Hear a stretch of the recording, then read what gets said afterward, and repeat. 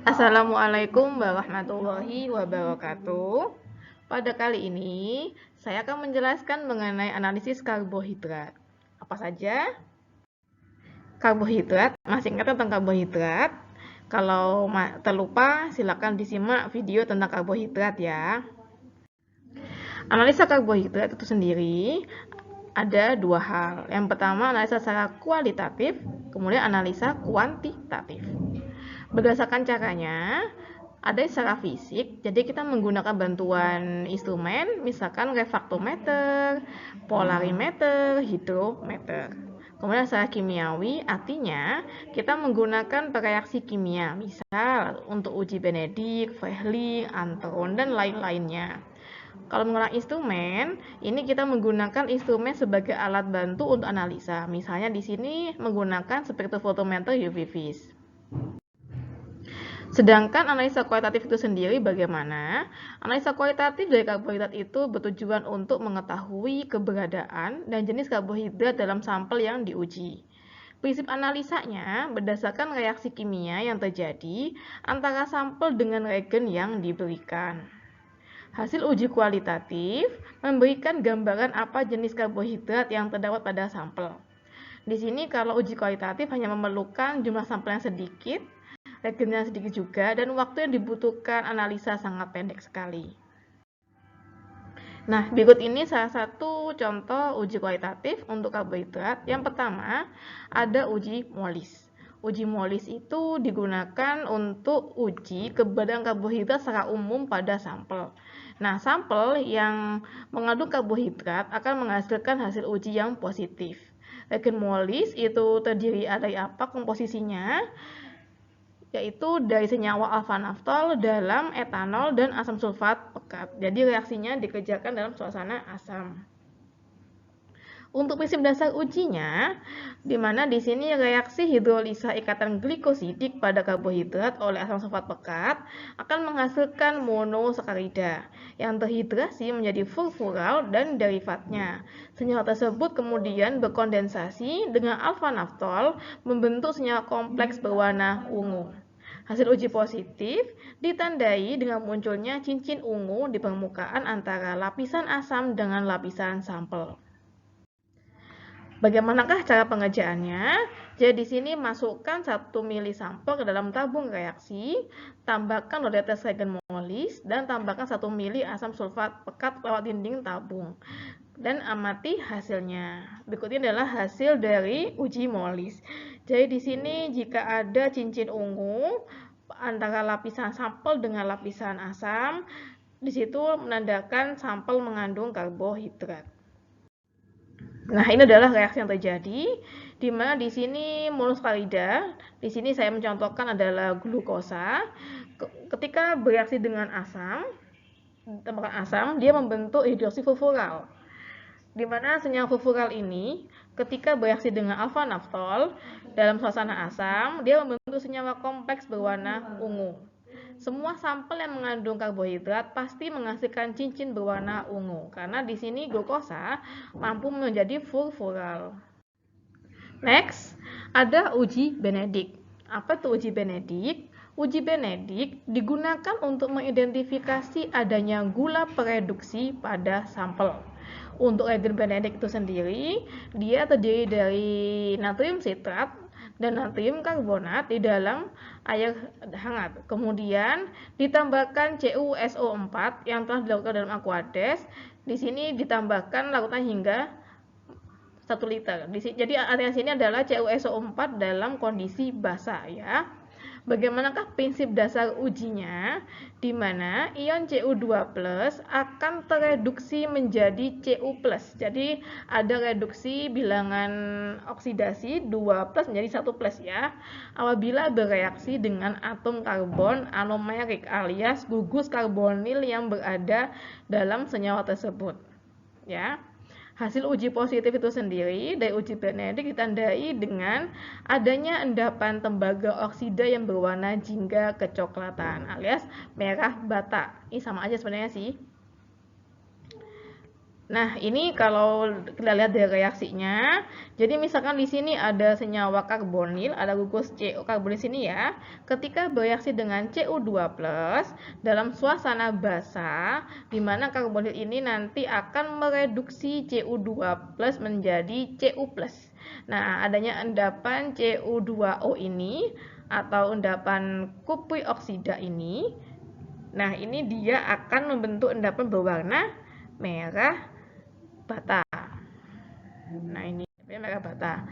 Bagaimanakah prosedur kerjanya? Jadi di sini kita masukkan 1 ml reagen Benedict dalam tabung reaksi, ditambahkan 5 tetes sampel. Ingat, kalau uji Benedict harus ada pemanasan. Jadi sampelnya dipanaskan terlebih dahulu dalam penanas air atau water bath selama 3 menit. Nah, di sini manakah yang menunjukkan hasil positif? Hasil positif ditunjukkan dengan adanya warna merah bata. Ini adalah endapan Cu2O ya. Nah, ini yang berwarna biru ini adalah warna biru dari CuSO4, tandanya dia negatif, jadi bukan gula pereduksi. Yang sini dia menandakan gula pereduksi. Jadi kalian di sini untuk sebagai penanda manakah yang gula pereduksi itu, selain diuji Benedict, kalian bisa melihat dari strukturnya, apakah ada gugus karbonil yang bebas alias C anomerik gitu ya. Yang ketiga, ada uji Barfoot. Uji Barfoot digunakan untuk membedakan antara monosakarida dan disakarida dengan mengontrol kondisi pH dan waktu pemanasan. Reagen Barfoot itu sendiri terdiri dari kupri asetat dan asam asetat glasial. Prinsipnya hampir sama seperti uji Benedict. Jadi ada reaksi reduksi Cu2+ menjadi Cu+, di mana nanti sampel yang monosakarida itu akan lebih cepat bereaksi dengan reagen Barfoot. Tadi kalau yang Benedict tadi pada kondisi basah, kalau yang Benedict kondisi basah, yang Barfoot dalam kondisi asam, karena dia ada penambahan asam asetat glasial. Hasil uji positif ditandai dengan terbentuknya warna endapan merah bata pada sampel. Sampel yang menunjukkan hasil positif hanya pada monosakarida saja. Bagaimanakah prosedur kerjanya? Di sini masukkan terlebih dahulu 2 ml reagen Barfoot ke dalam tabung reaksi. Lantas kita masukkan 1 ml sampel, kita panaskan seperti langkah uji Benedict dan amati hasilnya. Nah, ini kalau kita hasil pengamatannya, di sini ada 3 sampel, ada glukosa, ada sukrosa, ada fruktosa. Nah, seperti yang kita ketahui tadi, uji Barfoot hanya positif untuk monosakarida saja. Jadi di sini yang menunjukkan hasil positif hanya pada glukosa dan fruktosa. Sukrosa ini merupakan disakarida, ya. Next ada uji iodin. Uji iodin ini uji yang digunakan untuk mengidentifikasi adanya pati, amilum, dan amilopektin dalam sampel. Reagen iodin ini dari senyawa iodin yang mengandung kalium iodida. Bagaimanakah prinsip dasar ujinya? Jadi di sini pati atau polisakarida ya yang bereaksi dengan reagen iodin akan membentuk senyawa kompleks berwarna biru kehitaman. Pati dalam suasana asam bila dipanaskan dapat terhidrolisis menjadi senyawa yang lebih sederhana. Hasil hidrolisis pati jika diuji dengan reagen iodin akan memberikan warna biru, coklat, kuning sampai tidak berwarna. Artinya apa? Artinya semakin banyak ikatan glikosidik yang terputus. Prosedur kerjanya, kita masukkan 1 ml sampel kita dalam tabung reaksi, tambahkan beberapa tetes reagen iodin dan amati hasilnya. Nah, ini contoh hasil dari uji iodin. Misalkan di sini saya punya roti. Roti merupakan contoh dari bahan pangan yang kita makan. Dia mengandung polisakarida. Ketika kita tetesi dengan iodin, dia akan berwarna biru kehitaman. Nah, misalkan di sini ada contoh bagaimana kalau sampai dalam bentuk larutan. Jadi ada larutan amilum seperti di sini. Kita tambahkan reagen iodin, dia akan menjadi warna biru kehitaman ya. Next ada uji Seliwanov. Uji Seliwanov bertujuan untuk membedakan antara gula aldosa atau monosakarida yang memiliki gugus aldehid dan gula ketosa yang memiliki gugus keton. Reagen Seliwanov itu terdiri dari esoksinol dalam asam klorida. Bagaimanakah prinsip dasar ujinya? Jadi di sini ketosa atau gula yang mengandung gugus keton lebih cepat terdehidrasi dibandingkan aldosa saat dipanaskan. HCl dalam reagen Seliwanov akan mendehidrasi gula menjadi furfural yang akan bereaksi dengan esoksinol membentuk senyawa berwarna merah ceri. Hasil uji positif ditandai dengan munculnya warna merah ceri pada sampel atau dipanaskan. Jadi di sini yang positif hanya untuk ketosa saja ya. Nah, ini reaksinya. Di sini ada ketosa.